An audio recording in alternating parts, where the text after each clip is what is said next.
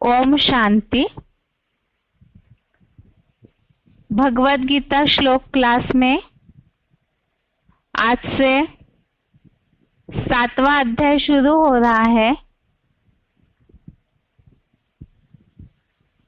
7वें अध्याय का नाम दिया है ज्ञान विज्ञान योग, जिसमें ज्ञान अर्थात समझ अर्थात बाप की पहचान और विज्ञान अर्थात विशेष ज्ञान अर्थात याद, इसके बारे में उल्लेख है। और आज जो श्लोकों का टॉपिक चालू हो रहा है, श्लोक नंबर 1 से 7 तक, श्लोक नंबर 1 से श्लोक नंबर 7 तक विज्ञान सहित ज्ञान का विषय। तो इसके बारे में कल के श्लोक में यही सारा उल्लेख है कि विशेष ज्ञान और ज्ञान अर्थात एडवांस ज्ञान और विशेष ज्ञान अर्थात योग, इसके बारे में ही समझाया हुआ है। आज है 7वें अध्याय का पहला श्लोक, श्लोक नंबर 1। श्लोक है श्री भगवान उवाच मय्यासक्त मनाः पार्थ योगं युञ्जन् मदाश्रयः असंशयं समग्रं माम् यथा ज्ञास्यसि तत् शृणु। श्लोक दोबारा। श्री भगवान उवाच मय्यासक्त मनाः पार्थ योगं युञ्जन् मदाश्रयः असंशयं समग्रं माम् यथा ज्ञास्यसि तत् शृणु। श्लोक का संधि विच्छेद है मयि आसक्त मनः पार्थ योगं युञ्जन् मदाश्रयः असंशयं समग्रं माम् यथा ज्ञास्यसि तत् शृणु। संधि विच्छेद दोबारा। मयि आसक्त मनः पार्थ योगं युञ्जन् मदाश्रयः असंशयं समग्रं माम् यथा ज्ञास्यसि तत् शृणु। शब्दों के अर्थ है पार्थ अर्थात पृथ्वीश्वर, मदाश्रयः अर्थात मेरा आश्रय लेने वाला, मय्यासक्त मनः, इसमें 2 शब्द है मयि और आसक्त मनः। मयि अर्थात मेरे, आसक्त मनः अर्थात आसक्त हुए मन वाला, योगम युञ्जन् अर्थात योग लगाते हुए, माम अर्थात मेरे, समग्रम अर्थात संपूर्ण स्वरूप को, यथा अर्थात जिस प्रकार, असंशयम अर्थात संशयहीन हुआ। ज्ञास्यसि अर्थात जानेगा, तत् अर्थात उसे, श्रुणु अर्थात सुन। शब्दों के अर्थ दोबारा। पार्थ अर्थात पृथ्वीश्वर। मदाश्रयः अर्थात मेरा आश्रय लेने वाला। मय्यासक्त मनाः, इसमें दो शब्द है, मयि और आसक्त मनाः। मयि अर्थात मेरे, आसक्त मनाः अर्थात आसक्त हुए मन वाला। योगम युंजन अर्थात योग लगाते हुए। माम अर्थात मेरे। समग्रम अर्थात संपूर्ण स्वरूप को। यथा अर्थात जिस प्रकार।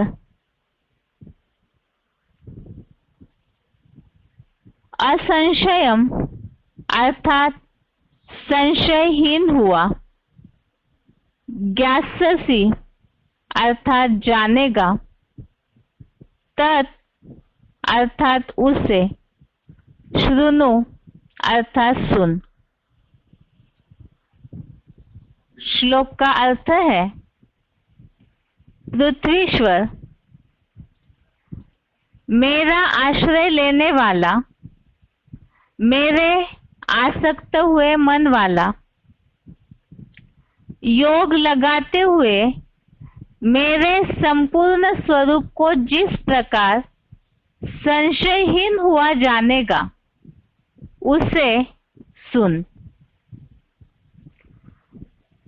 तो उसमें जैसे 6वें अध्याय का लास्ट श्लोक में बात चल रही थी, दिल सहित भावपूर्ण और दिमाग वाला समझू, अर्थात समझदार अर्थात ज्ञान, बाप की पहचान भी हो, वो बुद्धि का विषय है। और याद के लिए दिल, भावना और श्रद्धा होनी चाहिए। और इसी के बारे में ही बाप की पहचान अर्थात पूरी तरह ज्ञान और याद के बारे में 7वें अध्याय में बात चल रही है। तो इसके लिए ही भगवान अर्जुन को कह रहे हैं कि मेरा आश्रय लेने वाला और मेरे में आसक्त हुए मन वाला, अर्थात पूरी तरह से भगवान में ही भावना जुड़ी हुई हो, आसक्त हुआ हो, ऐसे योग लगाते हुए जो मेरे स्वरूप को जिस प्रकार संशयहीन हुआ जानेगा, अर्थात भगवान के बारे में समझते हुए, योग लगाते हुए कोई भी प्रकार का संशय नहीं होना चाहिए। पूरी तरह भावना, श्रद्धा होनी चाहिए। उसे सुन। अब वो कैसे सुन, उसके बारे में ही क्लैरिफिकेशन वाले अर्थ में भी समझाया है। क्लैरिफिकेशन का अर्थ है, पृथ्वीश्वर सब तरह मेरा आश्रय लेने वाला, मेरे सौम्य रूप में आसक्त हुए मन वाला, सहज रीति योग लगाते हुए मेरे व्यक्त प्लस अव्यक्त संपूर्ण विराट स्वरूप को जिस प्रकार अटूट श्रद्धा से संशयहीन हुआ जानेगा, उसे विस्तार पूर्वक मेरे सन्मुख होकर सुन। तो इसमें जो श्लोक में बात आई है कि भगवान से आसक्त होकर पूरी तरह भगवान का आश्रय लेकर भगवान से बुद्धि योग जोड़ना है और उसके द्वारा ही भगवान को पूरी तरह से जानने की बात आई और वो जानने के लिए भी बताया, मेरे सन्मुख होकर के सुन। तो भगवान बाप अपना परिचय स्वयं ही आकर के देते हैं और वो सन्मुख आकर के ही पढ़ाई पढ़ाते हैं। इसमें प्रेरणा वगैरह की कोई बात नहीं है, क्योंकि बाप सन्मुख अपना परिचय स्वयं देंगे, तभी ही उसे बच्चे सही रीति से समझ पाएंगे। अब उसे डायरेक्ट भगवान से सुनते हुए, सन्मुख सुनते समय संशयहीन होकर पूरी श्रद्धा भावना से सुनने की बात बताई। तो इसी संबंधित भगवत गीता के और भी श्लोकों में कुछ उल्लेख आया है सन्मुख सुनने के बारे में। जो भगवान का आश्रय लेते हैं उन्हें ही बाप का परिचय मिलता है। रेफरेंस श्लोक समझते हैं। एक तो है चौथे अध्याय का 3रा श्लोक, अध्याय 4 का श्लोक नंबर 3, जिसमें उल्लेख आया है कि तू मेरा भक्त सखा है। इसी कारण से ये प्राचीनतम रहस्य अर्थात श्रेष्ठता, त्रिकालदर्शिता का श्रेष्ठतम रहस्य भगवान ने अर्जुन को कहा है। जो आज के श्लोक में बात आई है, मेरा आश्रय लेने वाला और मेरे में आसक्त हुए मन वाला। तो यहाँ भक्त सखा और आज के श्लोक में भगवान के प्रति आसक्त हुआ जो पूरी तरह श्रद्धा भावना वाला है, उन्हें ही बाप का परिचय मिलता है। चौथे अध्याय का 39वां श्लोक, अध्याय 4 श्लोक नंबर 39 में उल्लेख आया, श्रद्धावान लभते ज्ञानम। जो श्रद्धा भावना वाले हैं, आज के श्लोक में आसक्त होने की बात आई भगवान के प्रति, तो उनको ही ज्ञान मिलता है। 18वें अध्याय का 64वां श्लोक, अध्याय 18 श्लोक नंबर 64, इसमें उल्लेख आया है, पुनः सबसे अधिक रहस्यमय परम श्रेष्ठ वचनों को मेरे से सुन, क्योंकि तू मेरा अत्यंत प्रिय एवरेस्ट चोटी जैसा ब्राह्मण है। तो यहाँ पर जो अति प्रिय होते हैं, तो उनको ही भगवान अपना सर्वोत्तम जो ज्ञान है, परम श्रेष्ठ ज्ञान है, वो देते हैं। इसी तरह आज के श्लोक में जो उल्लेख आया, मेरा ही आश्रय लेने वाला, मेरे में आसक्त हुए मन वाला और जो अटूट श्रद्धावान है, उनको ही भगवान का परिचय मिलता है। 10वें अध्याय का 10वां और 11वां श्लोक, इसमें उल्लेख आया है, प्रीतिपूर्वक याद करने वाले निरंतर योगियों को बुद्धियोग देता हूँ। और वो बुद्धियोग कैसे देते हैं, जो कि अध्याय 10 के ही श्लोक नंबर 11 में उल्लेख आया है, ज्ञान का दीपक देते हैं जिससे अज्ञान अंधकार नष्ट होता है। तो आज के श्लोक में भी जैसे 10वें अध्याय के श्लोकों में प्रीतिपूर्वक याद करने की बात आई, आज के श्लोक में श्रद्धा भावना, आसक्त होना, भगवान का आश्रय लेने की बात आई है। आगे है 10वें अध्याय का 15वां श्लोक, अध्याय 10 श्लोक नंबर 15, जिसमें उल्लेख आया है कि भगवान स्वयं आकर के अपना परिचय देते हैं, जिसके लिए इस श्लोक के नीचे मुरली पॉइंट लिखा हुआ है। मुरली तारीख 8 अक्टूबर 1968, मुरली डेट 8 अक्टूबर 1968। वह सद्गुरु स्वयं ही आकर अपना परिचय देते हैं। बाप के सिवाय बाप का परिचय कोई दे न सके, क्योंकि बाकी सभी देव दानव ऋषि मुनि जन्म मरण के चक्र में आने से पूर्व जन्म को भूल जाते हैं। तो आज के श्लोक में जो उल्लेख आया है, मेरे से सन्मुख होकर के सुन, जो पूरी तरह से भगवान के विराट रूप को जानने की बात का उल्लेख आया हुआ है, तो भगवान स्वयं आकर सन्मुख परिचय देते। जो 9वें अध्याय के दूसरे श्लोक में, अध्याय 9 श्लोक नंबर 2 में उल्लेख आया है, प्रत्यक्षावगमम धर्म्यम, अर्थात ये जो सर्वोत्तम ज्ञान है ये प्रत्यक्ष जाना जाता है। साक्षात ईश्वर से प्रश्नोत्तर पूर्वक प्रत्यक्ष जाना चाहता है। जो आज के श्लोक में उल्लेख आया है, संशयहीन होकर विस्तार पूर्वक मेरे सन्मुख होकर के सुन, तो सामने सामने ही बैठ करके ज्ञान समझना है। अब भगवान किस तरह से अपना परिचय देते हैं, जो अज्ञान अंधकार को नष्ट करने की बात आई, स्वयं परिचय देते हैं जो प्रिय है उनको। तो 11वें अध्याय का 8वां श्लोक, अध्याय 11 श्लोक नंबर 8, इसमें उल्लेख आया है कि भगवान ज्ञान का तीसरा नेत्र, जो दिव्य नेत्र देता हूं, अर्थात ज्ञान का तीसरा नेत्र भगवान देते हैं। और वो देने की बात यही कि वो स्वयं आकर के अपना परिचय पूरा देते हैं।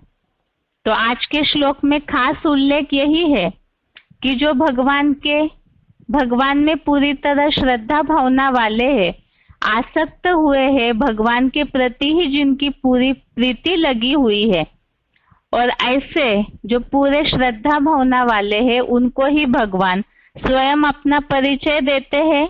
प्रेरणा की कोई बात नहीं, क्योंकि भगवान प्रेरणा नहीं देते, स्वयं आकर के ज्ञान देते हैं परिवर्तन के लिए।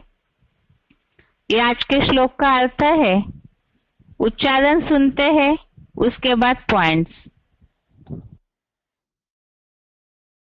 श्री भगवान उवाच मय्यासक्तमना पार्थ योगयुञ्जन्मदाश्रयः असंशयं समग्रं मां यथा ज्ञास्यसि तच्छृणु। श्री भगवान ने बोला, पृथ्वीश्वर, सब तरह मेरा आश्रय लेने वाला, मेरे सौम्य रूप में आसक्त हुए मन वाला, सहज रीति योग लगाते हुए मेरे व्यक्त प्लस अव्यक्त संपूर्ण विराट स्वरूप को जिस प्रकार अटूट श्रद्धा से संशयहीन हुआ जानेगा, उसे विस्तार पूर्वक मेरे सन्मुख होकर सुन।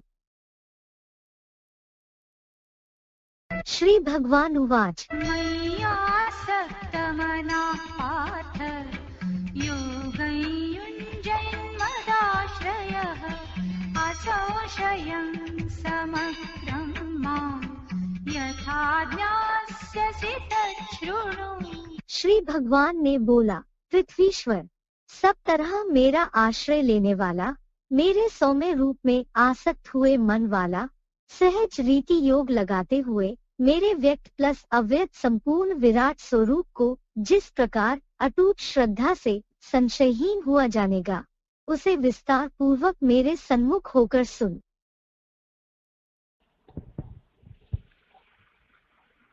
आगे है श्लोक संबंधित point. VCD number 1086, VCD number 1086 42 minute 42 minute के बाद से लिया हुआ पॉइंट है। अव्यभिचारी भक्ति करने वाले ही अव्यभिचारी ज्ञान उठाते। जो श्लोक में उल्लेख आया है श्रद्धा भावना का, उस हिसाब से यहाँ जो अव्यभिचारी भक्तों को ही ज्ञान मिलता है। ये भी समझा है जिन्होंने कल्प पहले भक्ति की है और पहले भक्ति की है, वो ही ज्ञान में तीखे जावेंगे। कल्प पहले जिन्होंने तीखी भक्ति नहीं की होगी, वो इस कल्प में भी तीखी भक्ति करने वाले नहीं बने हैं, और इस कल्प में भी तीखी भक्ति करने वाले नहीं बने हैं। तो संगम युग में जब बाप आते हैं तो ज्ञान भी तीखा नहीं उठाते। जिन्होंने कल्प पहले तीखी भक्ति की है वो इस कल्प में भी उन्होंने तीखी भक्ति की है, और अभी संगम युग में ज्ञान भी तीखा उठाते हैं। ज्ञान में जरूर तीखे जाएंगे। इससे क्या साबित होता है कि जो जितने ज्ञान में तीखे जाते हैं उन्होंने जरूर तीखी अव्यभिचारी भक्ति की होगी। भक्ति जास्ती की है तो फल भी उनको जास्ती मिलना चाहिए। जास्ती माने है, ज्यादा भक्ति की है तो फल जास्ती मिलना चाहिए। क्या फल मिलेगा?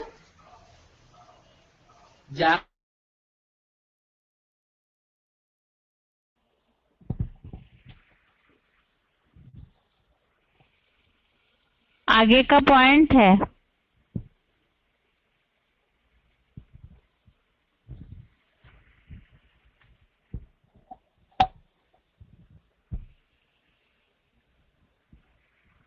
उठाते हैं, व्यभिचारी ज्ञान उठाते हैं। भले भगवान आकर के ज्ञान सुनाता है, ये भी जान लेते हैं कि भगवान ही ज्ञान सुनाता है, सच बताता है, लेकिन फिर भी औरों की बातों को विश्वास करने लग पड़ते। कहते हैं ना, भक्ति का फल भगवान देते हैं, वो तो है ज्ञान का साधन, तो जरूर ज्ञान से ही फल देंगे। भक्ति के फल का किसी को पता ही नहीं है। क्या है भक्ति का फल? भक्ति का फल है अज्ञान, अंधश्रद्धा, अंधविश्वास। अंधश्रद्धा अंधविश्वास से कोई काम करेगा तो दुखी होगा या सुखी होगा? दुखी होता जाता है। भक्ति का फल है ज्ञान या अज्ञान? भक्ति का फल क्या है? अज्ञान। और ज्ञान का फल है? ज्ञान का फल है ज्ञान, और ज्ञान का फल है सुख। इतना सुख मिलता है जितना और कोई धर्म वालों को सुख मिल ही नहीं सकता।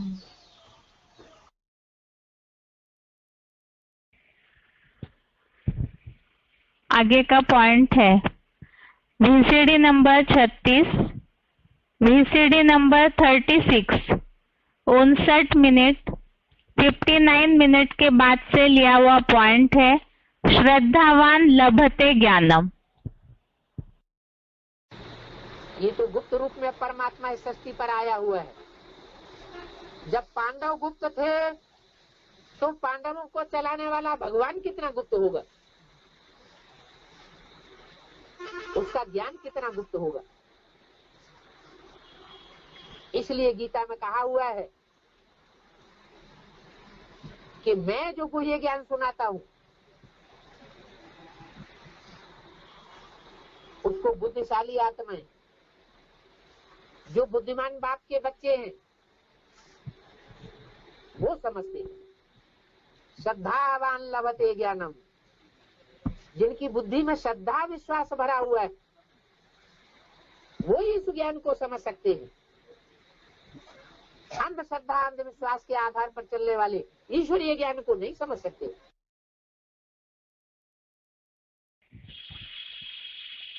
आगे है selected point number 1552, selected point number 1552। भगवान के प्रति श्रद्धा और निश्चय का प्रैक्टिकल जीवन में कैसे पता चलेगा?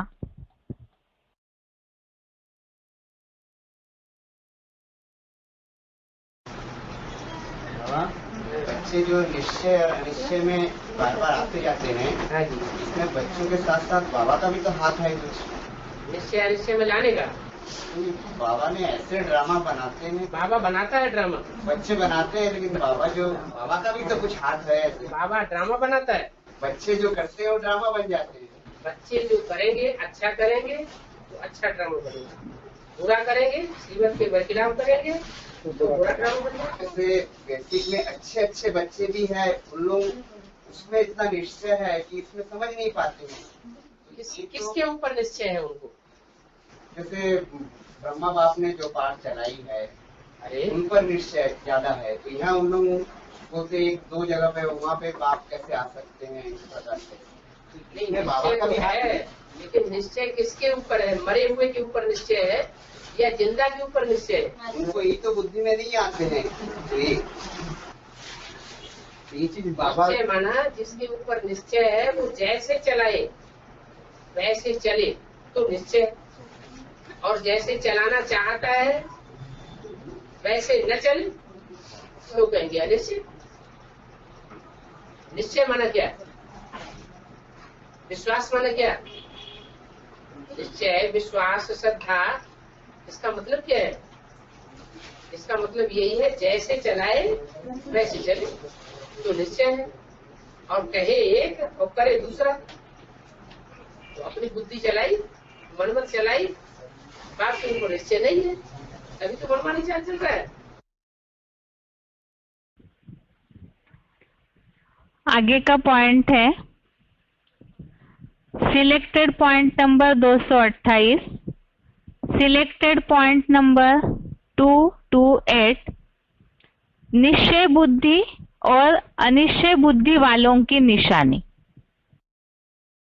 अभी राम शिव बाबा मत देते हैं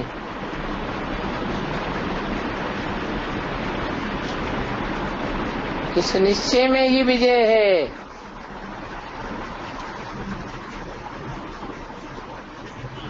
ऐसे समझने में कभी नुकसान नहीं होगा। अगर नुकसान समझते भी हैं तो बाबा नुकसान को भी फायदे में बदल देंगे, परंतु अनिश्चय बुद्धि वालों को नहीं, निश्चय बुद्धि वालों को। क्योंकि संशय बुद्धि वाले तो और ही गुटका खाते रहेंगे, जो निश्चय बुद्धि वाले होंगे वो कब गुटका नहीं खावेंगे, समझेंगे जरूर शिव बाबा इस रथ पर बैठा है, वो शिव बाबा ही हमको मत देते हैं। पक्का निश्चय बुद्धि वाले को कभी कोई प्रकार का घाटा नहीं पड़ सकता। बाबा खुद गारंटी करते हैं। कई बच्चे मुझते हैं,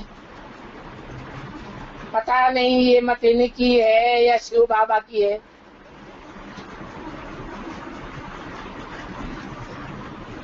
अब वो तो कहते हैं हमेशा शिव बाबा की हिम्मत पर चलो और हमेशा शिव बाबा की मत समझो, फिर भी कहते हैं मुझे ये मत पसंद नहीं है, तो जरूर अपनी मत पसंद है। अभी तक के पॉइंट्स में जैसे बात आई है, एक तो अव्यभिचारी भक्त होंगे और अव्यभिचारी ज्ञान उठाएंगे, और ज्ञान जब लेते हैं तो पूरी तरह से संशयहीन होकर के उसे समझना है। यही बातें पॉइंट्स में भी आई है कि ज्ञान लेने के बाद निश्चय और अनिश्चय वालों की निशानी, निश्चय वालों को कभी भी घुटका नहीं आएगा, अर्थात बुद्धि हिलेगी नहीं और ना ही उनका कोई नुकसान हो सकता है। आगे है सन्मुख सुनने की बात श्लोक में आई है, और इसी के लिए है बाप प्रेरणा से पढ़ाई नहीं पढ़ाते हैं। VCD number 1013, VCD number 1013, 10 minute 10 minute के बाद से लिया हुआ पॉइंट। कोई कहे ये बात तुमने कहाँ से सुनी, किसने सिखलाया है? तुम कहेंगे हम तो ईश्वरीय मत पर हैं। और ईश्वर कोई प्रेरणा से पढ़ाई नहीं पढ़ाते हैं। अगर प्रेरणा से पढ़ाई पढ़ाते हो तो भगवान को इस सृष्टि पर आने की दरकार ही नहीं। ईश्वरीय प्रेरणा और ईश्वर की मत, दोनों में रात दिन का फर्क हो जाता है। परंतु हमारी प्रेरणा की तो बात ही नहीं है। हम तो डायरेक्ट ईश्वरीय मत पर हैं। हर बात को वेरीफाई कराते हैं।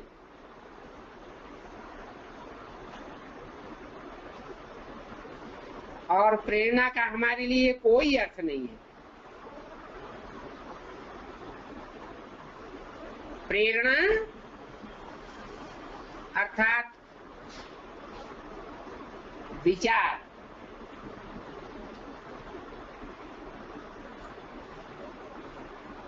उसको वेरीफाई तो कराना पड़े। तो किससे वेरीफाई कराएंगे?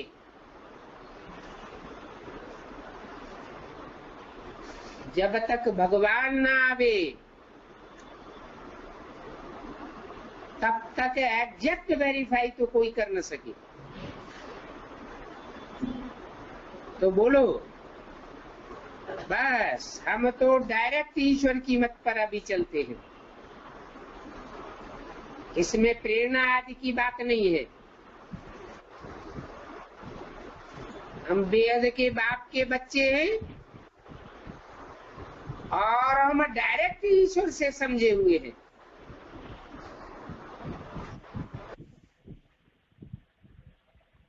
आगे का पॉइंट है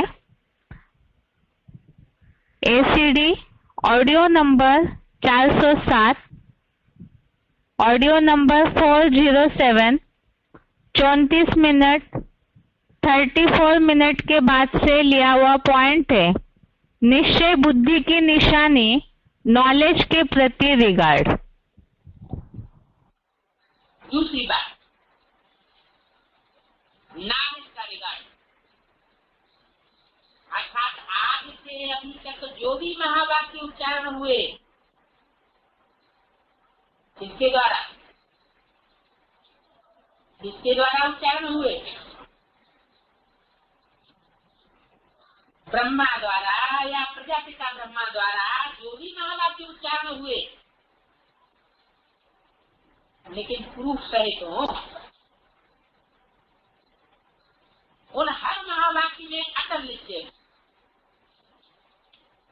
क्या बाप का रिगार्ड तो किया, लेकिन बाप ने जो नॉलेज में बातें सुनाई उन बातों में निश्चय पैदा हो जाता है।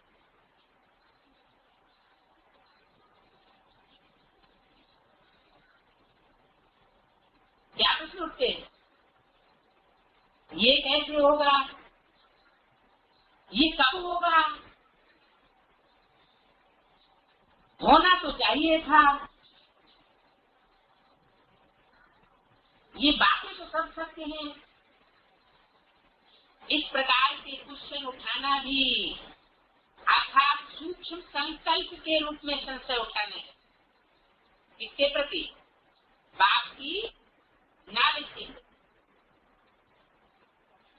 ये भी बाप की नॉलेज का डिसरिगार्ड है।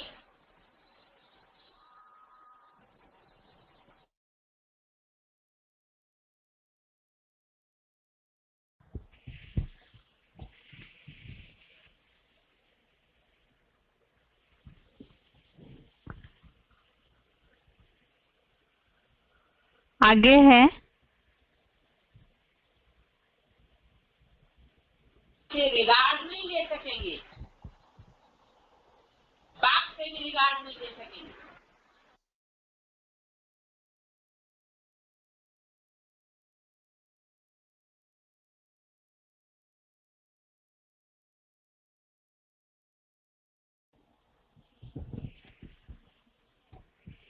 श्लोक में जो बात आई है संशयहीन होकर के ज्ञान को जानना है, तो उसी के लिए पॉइंट में बात आई कि नॉलेज का रिगार्ड रखना जरूरी है पूरे निश्चय पूर्वक। वार्तालाप नंबर 365, डिस्कशन नंबर 365, निश्चय बुद्धि वाले ज्ञान को जल्दी समझते हैं।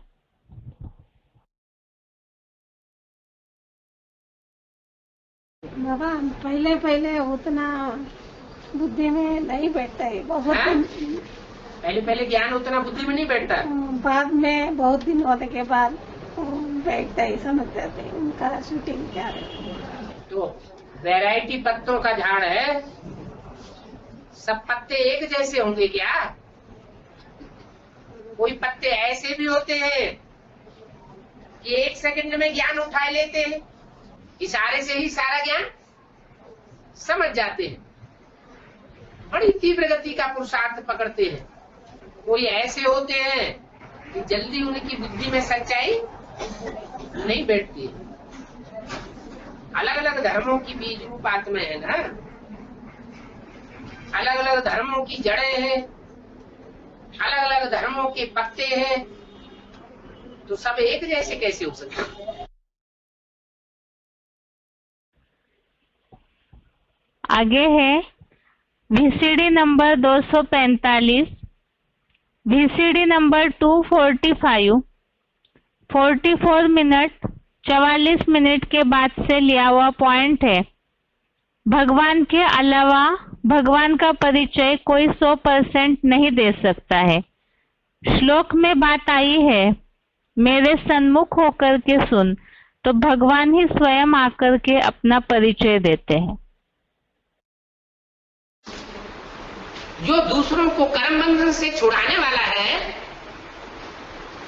राजयोग सिखाने वाला है, बताता है तुम बच्चे कर्म योगी बनो, हठ योगी न बनो।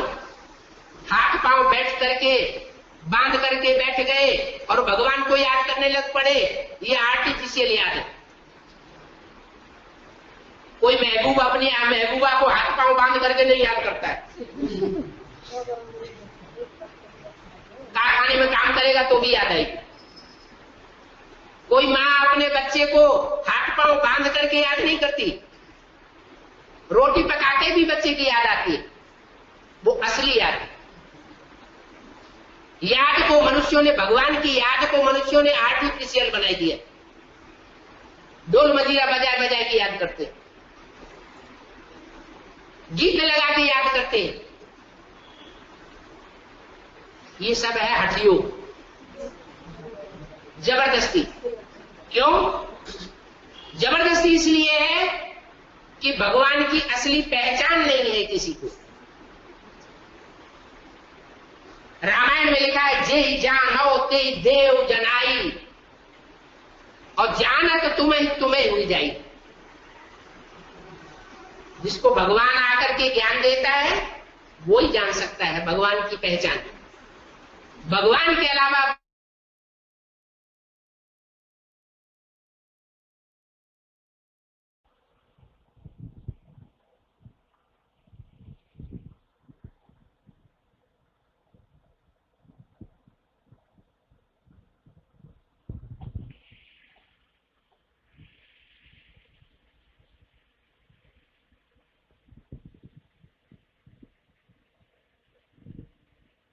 सकता है। कोई मनुष्य किसी मनुष्य की गहराई को जानना चाहे तो दूर रह करके उसकी गहराई क्या है नहीं जानी जा सकती, पास में रह करके ही जाना जा सकता।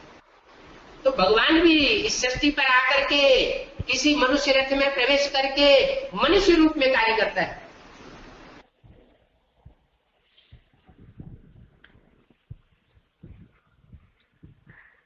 आगे है वार्तालाप number 1738, discussion number 1738, 25 minute 25 minute के बाद से लिया हुआ पॉइंट है सन्मुख होय जीव मोहि जभी।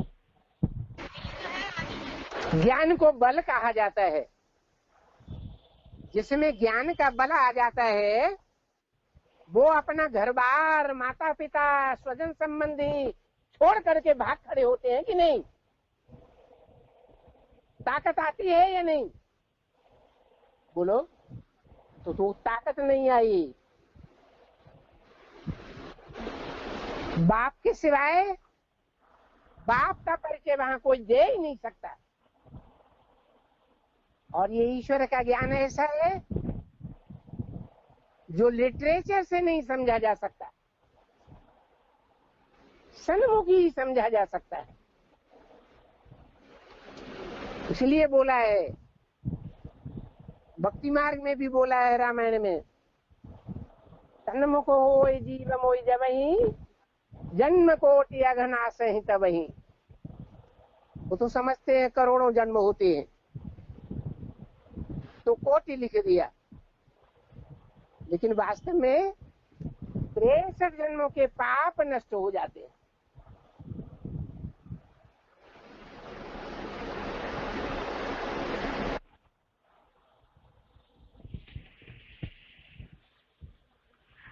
आगे है VCD number 1482, VCD number 1482, 23 minute 23 minute के बाद से लिया हुआ पॉइंट। बाप सन्मुख पढ़ाई पढ़ाते हैं, प्रेरणा से नहीं। रिकॉर्ड चला है, कौन आया मेरे मन के द्वारे। बच्चे जानते हैं कि अभी कौन आए हैं, जिनके हम सन्मुख बैठे हैं। दुनिया तो इन बातों को नहीं जानती। ये जानने के लिए उनको वो आंखें नहीं है जो जाने कि हम किसके सन्मुख बैठे हैं। उनकी आंखें जान ही नहीं सकती। अब तुम्हारी आत्मा तो बुद्धि से पहचानती है कि बरोबर है, हम मन बुद्धि स्वरूप आत्मा का बाप आया हुआ है। वो बाप खुद ही आकर के अपना परिचय देते हैं। कहते हैं कि मेरा कोई भी आकारी अथवा साकारी शरीर नहीं है, मैं तो सदैव ही निराकार हूं। तुम्हारी आत्मा जन्म मरण के चक्र में आती है तो आकारी और साकारी भी बनती है, परंतु रूप तो जरूर है। जैसे तुम्हारा रूप अति सूक्ष्म है, वैसे मुझे आत्मा का रूप भी सूक्ष्म है, ज्योति स्वरूप है। हाँ, मैं ज्ञान का सागर हूं। एक रूप बसंत की कहानी भी है, तो मैं जरूर रूप भी हूं।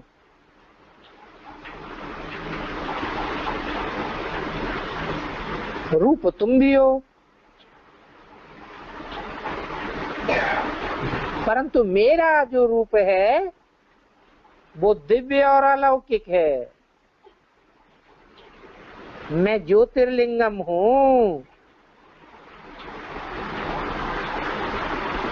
जिस ज्योतिर्लिंगम की देश देश और गांव गांव में पूजा होती है। और ज्योतिर्लिंगम भी तब हूं जब मैंने इस तन का आधार लिया है, क्योंकि प्रकृति का आधार लेने बगैर मैं देखूंगा कैसे। जिस तन का आधार लिया है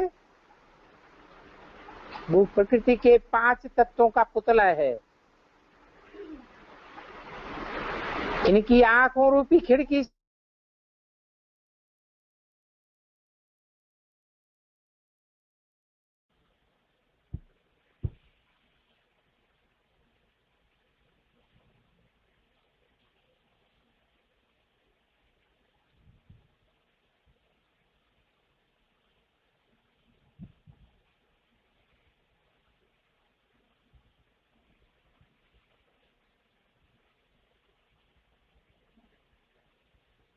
आगे का पॉइंट है VCD नंबर 2796, VCD नंबर 2796, 1 घंटा 10 मिनट 1 आवर 10 मिनट के बाद से लिया हुआ पॉइंट है।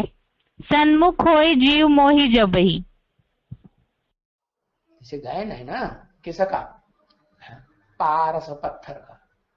पारस माने स्पर्श का, ऐसा स्पर्श करने वाला पत्थर किसी से टच हो जाए लोहे से तो सोना बन जाता है। ऐसा गाते हैं, देखा किसी ने नहीं, लेकिन है ये उस स्वरूप की बात है कि वो जिन आत्माओं के सन्मुख आ जाता है तो उसके लिए रामायण में तुलसीदास ने गाया हुआ, सन्मुख होय जीव मोई जबही जन्म कोटि नाश है। वो समझते हैं करोड़ों जन्म होते हैं तब आदमी का जन्म मिलता है। अब ऐसा तो कुछ है नहीं। वास्तव में जब आत्मा अंदर से, दिल से और बाहर से बाप के सन्मुख बन जाती है तो वो आत्मा फिर दुनियादारी में उसकी बुद्धि देह और देह के संबंधियों में, देह के पदार्थों में बुद्धि रम ही नहीं सकती। क्या अगर अंदर बाहर से संग का रंग लग जाए तो इतनी कशिश होती है उनमें। बताया जैसे और भी धर्म पिता इस दुनिया में आते हैं ना, तो उनके चेहरे के को ध्यान से देखा कभी नहीं देखा? क्राइस्ट को, बुद्ध को, गुरु नानक को चेहरे को ध्यान से देखो। गुरु नानक तो अभी 400, 500 वर्ष पहले हुए, तो कितना आकर्षण है उनके चेहरे में। तो जो ऊंचे से ऊंचे धर्म पिता बनेगा ऐसा मनुष्य सृष्टि का जो मनुष्य, तो उसमें तो कितनी कशिश होगी है? क्या बताई पहचान? जो देखे, जो सुने है, इन आंखों से एक बार देख ले, स्थूल आंखों से, इन स्थूल कानों से एक बार कुछ बातें सुन ले, 2 बातें ज्ञान की सुने, लंबा चौड़ा भाषण नहीं, तो उसके मुख से ये अंदर से निकलेगा कि मुझे जो पाना था सो पा लिया, अब मुझे कुछ भी पाना शेष नहीं रह गया, मैं तो इसी को ही फॉलो करूंगा।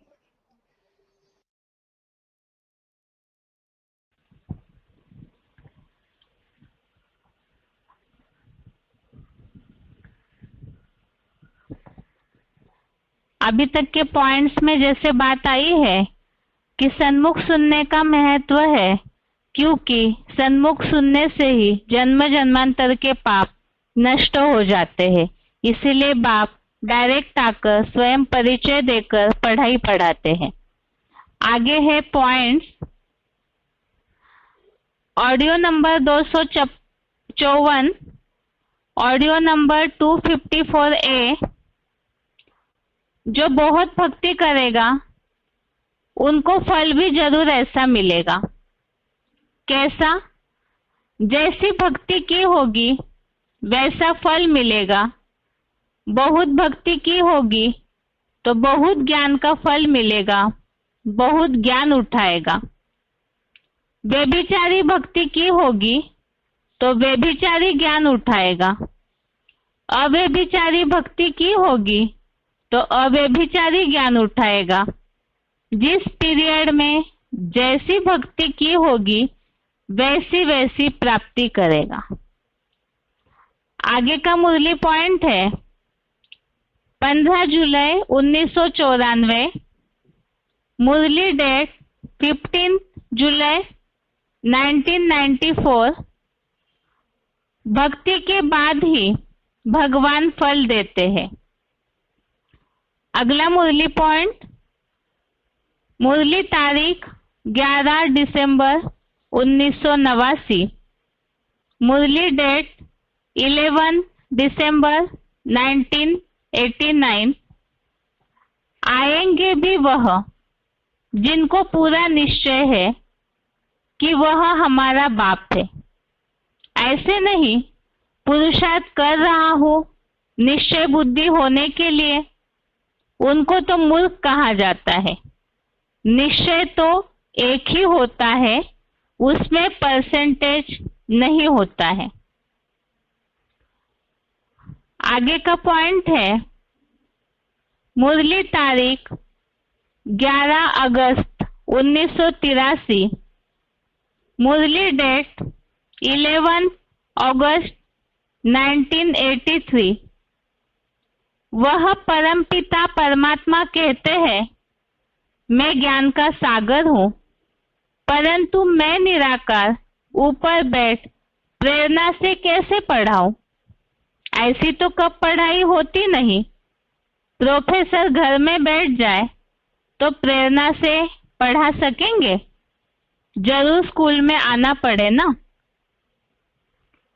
आगे का मुरली पॉइंट है, मुरली तारीख 16 फरवरी 1974, मुरली डेट 16 फरवरी 1974। यह नॉलेज मैं ही सन्मुख सुना सकता हूँ। यह है श्लोक संबंधित वीसीडी और मुरली पॉइंट। और श्लोक का सार यही है, एक तो भगवान के प्रति पूरी तरह से भावना वाले और भगवान का ज्ञान पूरी तरह संशय रहित होकर निश्चय पूर्वक सुनना चाहिए। और भगवान स्वयं आकर के परिचय देते हैं अपना, सन्मुख सुनाते हैं, प्रेरणा से नहीं। ये आज के श्लोक का सार है। इसके साथ ही गीता क्लास पूरा होता है। ओम शांति।